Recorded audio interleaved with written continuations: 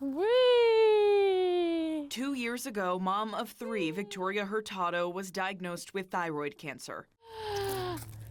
I love you. First, I felt denial, like, this can't be real. I'm 30 years old. There's no way I have thyroid cancer. Then the acceptance, then the grief, then the anger, sadness.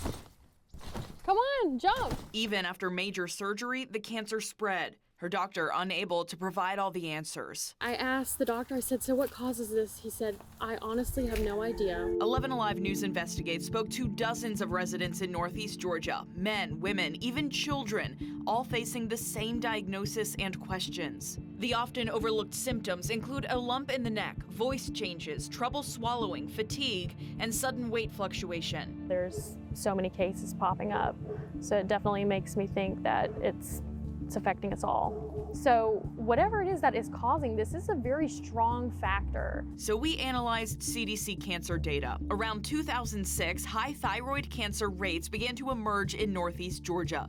Incidence rates have been unusually high in this area ever since. Union, Lumpkin, Hall, White, Habersham, and Rabun, 6 neighboring counties, have the highest rates of thyroid cancer in the state.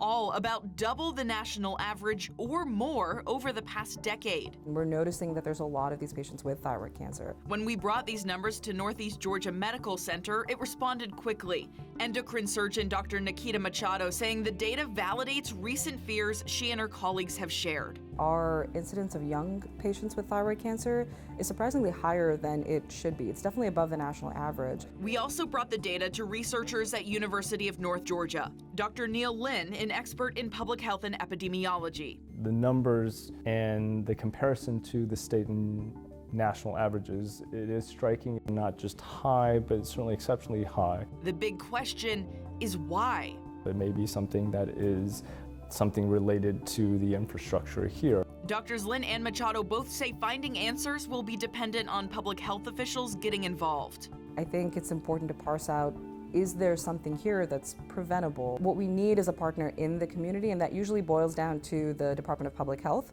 and then epidemiologists. Georgia DPH reviewed our findings, saying it's not currently allocating any special resources to investigate, but will continue to monitor cancer rates overall. You're doing really important work here. I think raising awareness about thyroid cancer, really cancers in general, and sort of what to expect and how to not really screen for it, but how to look for it, is going to help us to catch these earlier. Dr. Lin confirming UNG has started researching efforts to investigate potential causes, acknowledging without widespread support, it may be a long road.